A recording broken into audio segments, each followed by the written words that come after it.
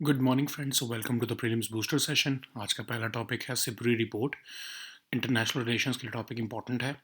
तो सिपरी एक international think tank है, Stockholm International Peace Research Institute, Sweden based. उन्होंने बताया है कि इंडिया जो है वर्ल्ड का लार्जेस्ट आर्म्स इंपोर्टर रहा है पिछले 5 साल में। 2018 से 22 का ये आंकड़ा है, जबकि इंडिया के आर्म्स जो इम्पोर्ट हैं वो 11% से डिक्लाइन देखने को मिले हैं। तो सिपरी एक इंडिपेंडेंट इंटरनेशनल इंस्टीट्यूट है, स्टॉकहोम बेस्ड है। 1966 में इसको बनाया गया था। ये रिसर्च करता है कॉन्फ्लिक्ट आर्मामेंट्स, आर्म्स कंट्रोल और डिसआर्मामेंट के फील्ड में। तो अब की फाइंडिंग्स क्या है इस डेटा की, ये भी देख लेते हैं। इंडिया वर्ल्ड का लार्जेस्ट आर्म्स इंपोर्टर है, और उसके बाद सेकेंड नंबर पर सऊदी अरेबिया है, और रशिया जो है लार्जेस्ट सप्लायर रहा है इंडिया के आर्म्स, इंडिया को आर्म्स देने में 2013 से 17 के बीच में भी, और 2018 से 22 के बीच में भी। लेकिन एक इंटरेस्टिंग डेवलपमेंट ये देखने को मिली है कि पहले यूएस जो है वो हमारा सेकंड लार्जेस्ट आर्म्स सप्लायर होता था, लेकिन अब उसको डिस्प्लेस करके फ्रांस जो है हमारा सेकंड लार्जेस्ट आर्म्स सप्लायर बन चुका है। इंडिया जो है बिगेस्ट आर्म्स एक्सपोर्ट मार्केट है 3 कंट्रीज़ के लिए, रशिया, फ्रांस और इसराइल। इंडिया का जो आर्म्स इंपोर्ट है फ्रांस से, वो 489% इंक्रीज़ हुआ है अगर हम पिछले 5 साल को उससे पिछले 5 साल के कंपैरिजन में देखें। अब इंडिया की डिमांड फॉर आर्म्स क्यों बढ़ रही है? क्योंकि tensions from Pakistan and China रहती हैं। आर्म इंपोर्टर है India, third largest arm supplier भी बन चुका है म्यांमार को आफ्टर रशिया एंड चाइना। और इंडिया जो है उसका जो जो यूएस का शेयर है ग्लोबल आर्म एक्सपोर्ट्स में, वो 33% से बढ़कर 40% जो है वो हुआ है, जबकि रशिया का जो है शेयर वो 22% से कम, जो 22% से कम होकर अब 16% रह गया है। तो अब इंडिया के सामने चैलेंजेस क्या हैं और वर्ल्ड के सामने भी क्या चैलेंजेस हैं, ये भी देख लेते हैं। तो इंडिया एक स्ट्रेटजिकली वल्नरेबल सिचुएशन में है कि मेक इन इंडिया जो है वो डिफेंस प्रोडक्शन में हम कर तो रहे हैं, लेकिन फिर भी हम वर्ल्ड के लार्जेस्ट आर्म्स इंपोर्टर रहे हैं पिछले 5 साल में। जो रशियन एक्सपोर्ट्स टू इंडिया हैं वो डिक्रीज़ हुए हैं 37% से, और चाइना जो है वो जो है 77% ऑफ पाकिस्तान का आर्म्स इंपोर्टर जो है वो रहा है। तो जो है यूरोपियन स्टेट्स भी जो है 47% से अपने आर्म्स को इंक्रीज़ कर रहे हैं, क्योंकि सिचुएशन इन यूक्रेन को देखते हुए वो अपनी सिक्योरिटी को भी इंश्योर करना चाहते हैं। स्ट्रेटजिक कंपटीशन जो है वो पूरी दुनिया में, इवन ईस्ट एशिया में, मिडल ईस्ट में भी जो हाई लेवल पर पहुंच चुका है। तो काइंड ऑफ एक सिक्योरिटी डायलेमा है, मतलब कि सबको आपस से डर लग रहा है सिंस एटलीस्ट यूक्रेन सिचुएशन, और वर्ल्ड पीस जो है उससे थ्रेटन हो रहा है। नेक्स्ट हम टॉपिक देखते हैं, इंसर्जेंसी इन मणिपुर। सिक्योरिटी के लिए टॉपिक इंपॉर्टेंट है। मणिपुर गवर्नमेंट ने सस्पेंशन ऑफ ऑपरेशंस एग्रीमेंट जो है to hill based tribal insurgent groups के साथ, उससे विड्रॉ कर लिया है। तो ऑनगोइंग आर्म कन्फ्लिक्ट जो है इंडिया और number of separatist rebel groups के बीच में मणिपुर में वो चलता आ रहा है। अगर हम हिस्टोरिकल बैकग्राउंड देखें तो एंग्लो मणिपुर वॉर ऑफ 1891 के बाद मणिपुर ब्रिटिश प्रोटेक्टोरेट बन गया। मणिपुर फिर 1949 में इंडिया का पार्ट बना और एक सेपरेट स्टेट इसको बना दिया गया। अब इंसर्जेंसी क्यों बढ़ी? इंसर्जेंसी इसलिए बढ़ी क्योंकि वो इंडिपेंडेंट स्टेट की डिमांड कर रहे हैं, वो नहीं चाहते कि वो इंडिया के साथ मर्ज हों। और यूनाइटेड नेशनल लिबरेशन फ्रंट 1964 में सबसे पहली बार बनाया गया। और सबसे बड़ी जो है इंसर्जेंसी के रीजंस क्या हैं? मीती कम्युनिटी, आपको पता होगा ना कि मेजॉरिटी कम्युनिटी है मणिपुर में, उनकी कुछ सेक्शंस की रिजेंटमेंट है about the merger of state with Indian union. उसकी वजह से जो है इंसर्जेंसी स्टार्ट हुई। फिर आपस में भी उनके एथनिक कन्फ्लिक्ट हैं, जैसे कि मीती कम्युनिटी जो है वो वैली वाले रीजन को कंट्रोल करती है। कुकीज़ और नागाज़ जो हैं वो हिल कम्युनिटीज़ जो हैं वो आपस में उनके भी जो है डिस्प्यूट्स हैं, क्योंकि कुकीज़ कुछ एरियाज़ को जो है वो कहते हैं कि वो अपना एक स्टेट बनाना चाहते हैं, नागाज़ जो है वो ग्रेटर नागालैंड बनाना चाहते हैं। तो एक आपस में कंपीटिंग इंटरेस्ट भी हैं नागाज़ और मीतीज़ में और कुकीज़ में। तो सोशो इकोनॉमिक डेवलपमेंट भी सफ़र हो रही है। टोपोग्राफिकल स्ट्रक्चर ऐसा है मणिपुर का कि वहाँ पर इकोनॉमिक डेवलपमेंट की प्रॉब्लम्स आ रही है, एंडलेस करप्शन है, मिसमैनेजमेंट ऑफ फंड्स है, इवन लोगों को भी पावर डिसेंट्रलाइज नहीं हो पाई है। तो उसकी वजह से डिससेटिस्फेक्शन राइज होती है। अब गवर्नमेंट ने जो है हिल बेस्ड ग्रुप्स के साथ बहुत सारी नेगोशिएशंस की हैं, जैसे हमने भी देखा होगा ब्रू अकॉर्ड हुआ, नागा पीस अकॉर्ड हुआ, NLFT त्रिपुरा एग्रीमेंट हुआ, बोडो एग्रीमेंट हुआ। तो एक तरह से हम जो हमारी गवर्नमेंट जो है वो Indian government in partnership with state governments जो है इन इंसर्जेंट ग्रुप्स के साथ एग्रीमेंट्स तो कर रही है। अपार्ट फ्रॉम दैट हम सोशो इकोनॉमिक डेवलपमेंट के लिए ministry of development of north eastern region भी लेकर आए हैं। ठीक है, अब ये सस्पेंशन ऑफ ऑपरेशंस पैक्ट है क्या? 30 कुकी इंसर्जेंट ग्रुप्स जो है मणिपुर के, उसमें से 25 जो है उन्होंने suspension of operations agreement government of India और मणिपुर स्टेट के साथ जो है वो साइन किया। इसमें क्या कहा गया कि जो अम्ब्रेला ग्रुप है कुकी नेशनल ऑर्गेनाइजेशन का और लगभग 8 groups of United People's Front, ये जो हैं ये सरेंडर करेंगे। और ये जो है 2008 में ये साइन किया गया था ये पैक्ट। इसमें उन्होंने कहा था कि पहले तो वो इनिशियली एक सेपरेट कुकी स्टेट की डिमांड कर रहे थे, बट अब वो कन्विंस हो गए थे कि वो कुकी लैंड टेरिटोरियल काउंसिल उनको बना कर दिया जाएगा, जो कि सेपरेट होगा मणिपुर असेंबली और गवर्नमेंट से। उनके पास अपनी फाइनेंशियल और एडमिनिस्ट्रेटिव पावर्स दी जाएंगी। अब टर्म्स क्या थी एसओओ पैक्ट की? इसमें कहा गया था कि सिक्योरिटी फोर्सेस जो हैं कोई ऑपरेशन नहीं करेगी उनके अगेंस्ट, इंडियन गवर्नमेंट की या फिर स्टेट गवर्नमेंट की। और जो ये सिग्नेटरी ग्रुप्स हैं ये कॉन्स्टिट्यूशन ऑफ इंडिया को, लॉज ऑफ लैंड को, टेरिटोरियल इंटेग्रिटी ऑफ मणिपुर को जो है वो बरकरार रखेंगे। जो ये कार्डर्स हैं इन अम्ब्रेला ग्रुप्स के, इनको डेजिग्नेटेड कैंप्स में जो रह रहे हैं इनको मंथली स्टाइपेंड भी दिया जाएगा। नेक्स्ट हम टॉपिक देखते हैं water heritage sites of India. Governance के लिए टॉपिक इंपॉर्टेंट है। Recently minister of state for जल शक्ति जो है उन्होंने राज्यसभा को बताया है कि वाटर हेरिटेज साइट्स जो है वो आइडेंटिफाई की जा रही हैं। उसके लिए मिनिस्ट्री ऑफ जल शक्ति ने एक कमेटी को भी कॉन्स्टिट्यूट किया था ताकि वो 75 सच वाटर हेरिटेज स्ट्रक्चर्स जो हैं वो आइडेंटिफाई कर सकें। उन्होंने 75 वाटर हेरिटेज स्ट्रक्चर्स रिकमेंड कर दिए हैं। अब इसी कनेक्शन में जल इतिहास सब पोर्टल भी बनाई जा रही है इंडिया WRIS पोर्टल के अंदर, जो कि जिसके अंदर कुछ selected world water heritage structures जो हैं जो पुराने 100 साल से भी पुराने हैं उसमें जल इतिहास को जो है वो रखा जा रहा है। अब ये इंडिया WRIS पोर्टल है क्या? Web enabled water resources information system है, जिसको इंडिया WRIS भी कहते हैं। एक मेमोरेंडम ऑफ अंडरस्टैंडिंग साइन हुआ था central water commission, ministry of water resources Indian और इसरो के बीच में, और उसके अंदर ये पोर्टल बनाई गई है। ये आपके नेशनल हाइड्रोलॉजी प्रोजेक्ट जो है जुलाई 2019 का जो प्रोजेक्ट है उसी के अंदर ये पोर्टल भी चलाई जा रही है। और इसको जो है एक डेडिकेटेड ऑर्गेनाइजेशन है नेशनल वाटर इंफॉर्मेटिक्स सेंटर, जो इस पोर्टल को अपडेट और मेंटेन करता है। ठीक है, सो हम देखते हैं नेशनल हाइड्रोलॉजी प्रोजेक्ट क्या है। इसका टारगेट ये है कि एक्सटेंट, क्वालिटी और एक्सेसिबिलिटी ऑफ वाटर रिसोर्सेज जो है इंफॉर्मेशन वो उसको जो है वो स्ट्रेंथन करना, और उसकी कैपेसिटी और जो हमारी वाटर रिसोर्सेज हैं उनमें जो है उनकी इंस्टीट्यूशंस की जो है कैपेसिटी को एनहेंस करना कंट्री में नेशनल हाइड्रोलॉजी प्रोजेक्ट का मोटिव है। नेक्स्ट हम टॉपिक देखते हैं dragon fruit, Kamalam. Environment, economy दोनों के लिए इंपॉर्टेंट है। Union ministry of agriculture and farmers welfare जो है उन्होंने एक सेंटर ऑफ एक्सीलेंस बनाकर दिया है बेंगलुरु में, कर्नाटका में। और ये ड्रैगन फ्रूट के लिए जो है वो स्पेशली बनाया जा रहा है। अब ड्रैगन फ्रूट क्या है? पेरेनियली क्लाइंबिंग कैक्टस है, जो कि mostly southern Mexico, central America और साउथ अमेरिका में मिलता था। लेकिन ये हर्माफ्रोडाइट्स हैं। हर्माफ्रोडाइट्स मतलब मेल और फीमेल ऑर्गन सेम फ्लावर में उगते हैं, और ये हर काइंड ऑफ सॉइल में उग जाता है। इसको ज़्यादा पानी की भी ज़रूरत नहीं होती है। 20 साल तक यील्ड देता रहता है। न्यूट्रास्यूटिकल प्रॉपर्टीज़ हैं इसके अंदर, मतलब कि मेडिसिनल प्रॉपर्टीज़ हैं। फिर अब ये actually south east Asia, India, US, Caribbean islands, Australia में जो है इसको कल्टीवेशन होता है।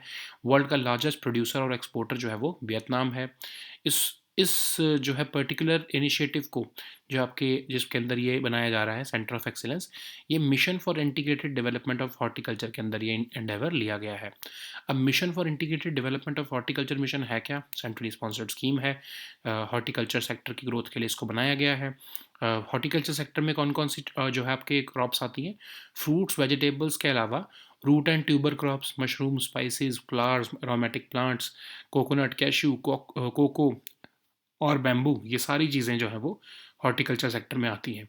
इसके अंदर होता क्या है कि government of India 60% of the development programme जो है वो कंट्रीब्यूट करती है नॉर्मल स्टेट्स के कंटेक्स्ट में, और नॉर्थ ईस्टर्न और हिमालयन स्टेट्स में गवर्नमेंट ऑफ इंडिया 90% कंट्रीब्यूशन देती है। नेक्स्ट हम टॉपिक देखते हैं दोहा पॉलिटिकल डिक्लेरेशन। इंटरनेशनल रिलेशंस के लिए इंपॉर्टेंट है। तो दोहा पॉलिटिकल डिक्लेरेशन अडॉप्ट की गई है हेड ऑफ द स्टेट्स द्वारा 5th यूनाइटेड नेशंस कॉन्फ्रेंस में, जिसमें लीस्ट डेवलप्ड कंट्रीज़ ने पार्टिसिपेट किया है।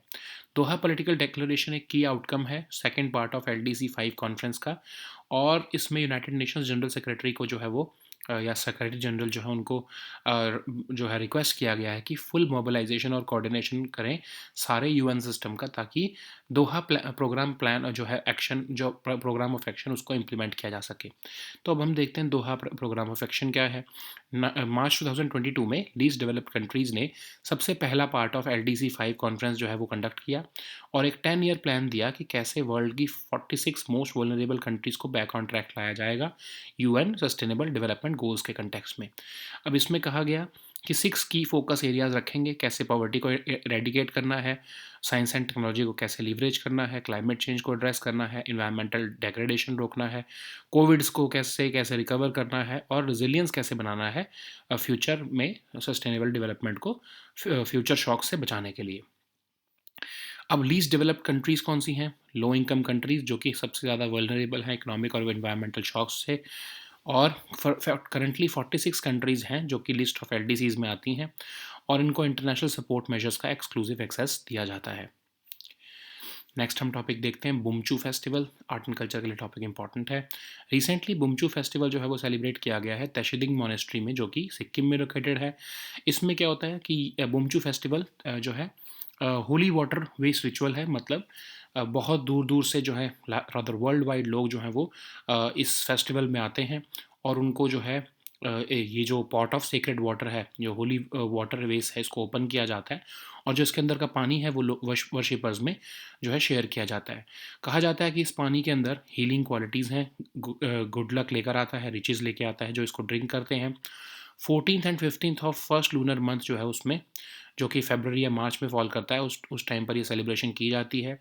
और ये बुमचू फेस्टिवल सबसे पहली बार 18th सेंचुरी में चौग्याल चाकदोर नामग्याल जो है उन्होंने शुरू किया था। अब ये ताशिदिंग मोनेस्ट्री है क्या? ताशिदिंग मोनेस्ट्री जो है आपकी हिल टॉप पर लोकेटेड है, रंगीत रिवर ऑफ सिक्किम के सामने। और गुरु पद्मा संभव जी जो हैं, जिन्होंने बुद्धिज़्म को तिब्बत में इंट्रोड्यूस किया था, उन्होंने ही इस मोनेस्ट्री की लोकेशन को ब्लेस किया था। अब उसके बाद फिर निंगमा टीचर नगादक सेम्पा चैम्पो फंगशोक रिंगजिंग, इन्होंने लेटर जो है इस मोनेस्ट्री को 17th सेंचुरी में फाउंड किया था। नेक्स्ट हम टॉपिक देखते हैं बिहेवियरल लैब। गवर्नेंस के लिए टॉपिक इंपॉर्टेंट है। राजस्थान गवर्नमेंट ने रिसेंटली इंडिया का पहला बिहेवियरल लैब बनाने का फैसला लिया है जयपुर में। पटेल भवन जयपुर में इसको बनाया जाएगा। इसको मैनेज और ऑपरेट IIM उदयपुर की जो है फैकल्टी करेगी। फैकल्टी जो है वो अप्लाइड मेथड्स की ट्रेनिंग भी देगी, सर्टिफिकेट कोर्सेज भी देगी PhD लेवल के, और इंटरनेशनल एक्सपर्ट्स को भी जो है यहाँ पर बुलाया जाएगा एक्सपेरिमेंट्स और वर्कशॉप्स कंडक्ट करने के लिए। ह्यूमन बिहेवियर बेसिकली इसके ऊपर स्टडी किया जाएगा इनोवेटिव टेक्नोलॉजी का यूज़ करते हुए, including ultra modern software and hardware. Next हम टॉपिक देखते हैं एक्सरसाइज ला परूस 2023। ये टॉपिक आपके सिक्योरिटी के लिए इंपॉर्टेंट है। एक मल्टीलैटरल एक्सरसाइज ला परूस जो है वो इंडियन ओशन रीजन में कंडक्ट की जा रही है। ये 3rd addition of this exercise है जो कि इंडियन ओशन रीजन में कंडक्ट की जा रही है, और इसमें royal Australian navy, French navy, Indian navy, Japanese maritime self defence forces, royal navy of UK और यूनाइटेड स्टेट्स की नेवी जो है वो इसमें पार्टिसिपेट कर रही है। ठीक है, तो ये बायनियल एक्सरसाइज है जो कि फ्रेंच नेवी कंडक्ट करती है। उनके इनिशिएटिव पर ये कंडक्ट की जाती है। 2 डे एक्सरसाइज है। इसमें लाइक माइंडेड नेवीज़ को अपॉर्चुनिटी दी जाती है कि वो आपस में क्लोजर लिंक्स बना सकें। इंडिया का जो है INS सह्याद्री इसमें पार्टिसिपेट कर रही है with fleet tanker INS Jyoti. So now let us see all these topics in English.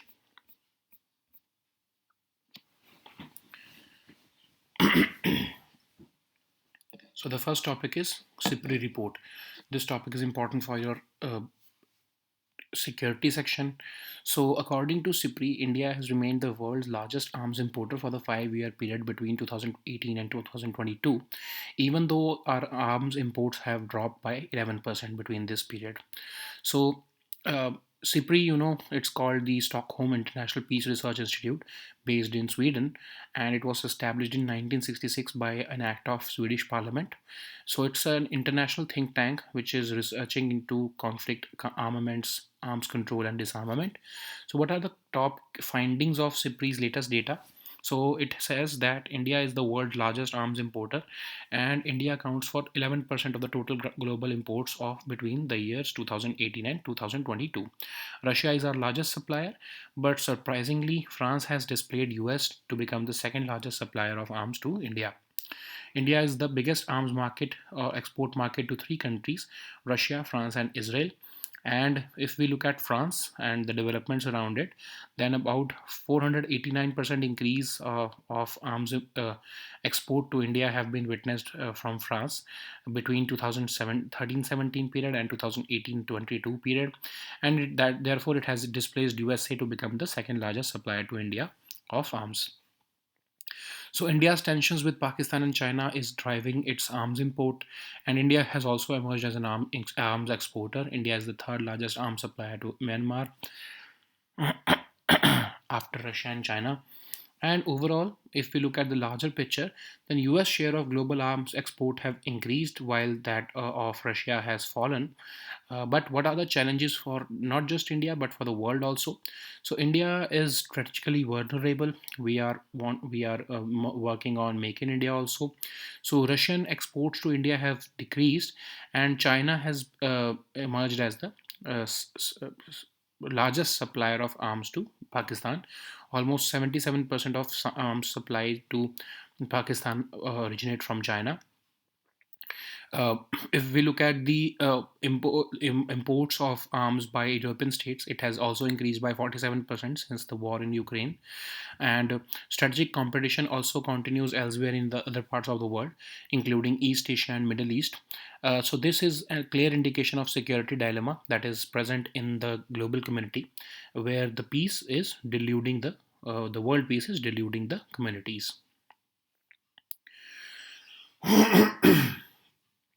So the next topic is insurgency in Manipur. This topic is important for your security section. So Manipur government has withdrawn from the suspension of operations agreement with two hill-based tribal insurgent groups. You know that there is an ongoing armed conflict between India and a number of separatist rebel groups in Manipur. And if we look at the brief background of this situation, then there was Anglo Manipur War of 1891, and this kingdom of Manipur was conquered by Britain at that point. After this, Manipur became a British protectorate, and Manipur became part of India in 1949, and it became a separate state in 1972. So since then, there has been rise of insurgency, which led to the formation of a number of insurgent organizations which were demanding creation of an independent state. So there was no problem of insurgency when Manipur merged into India, but the first separatist faction, National Liberation Front, emerged in 1964, and now this region is infested with many insurgent groups. Why there has been an increase in insurgency in Manipur? Because there is this majority community of Manipur Meiteis. They have an resentment within them regarding the merger of this state with the Indian Union. There is also ethnic conflict among the internal communities of Manipur also, like Kukis and Nagas. These are the hill tribes. They have overlapping and conflicting territorial interests. They like Nagas want a greater Nagaland area. They have certain territorial claims in this Manipur region, whereas these claims are contested by both Kukis and Meiteis. So apart from that, there has been a lack of socio-economic development. The topographical structure causes problems of economic development in this region. Years of endless corruption, mismanagement of funds, and failure to devolve power to common people has also led to rise of dissatisfaction in this area. So, what are the steps that have been taken by the government to address such issues?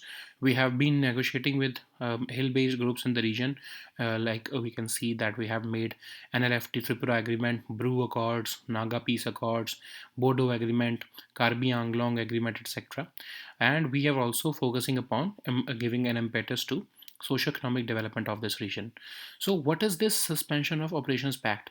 So, nearly 30 Kuki insurgent groups in Manipur, and of which 25 are under tripartite suspensions of operations with the government of India and the state. Uh, uh, Entered into this agreement. So, as many as 17 are under the umbrella group of Kuki National Organization, and 8 are under the United People's Front. So, they signed this agreement in 2008.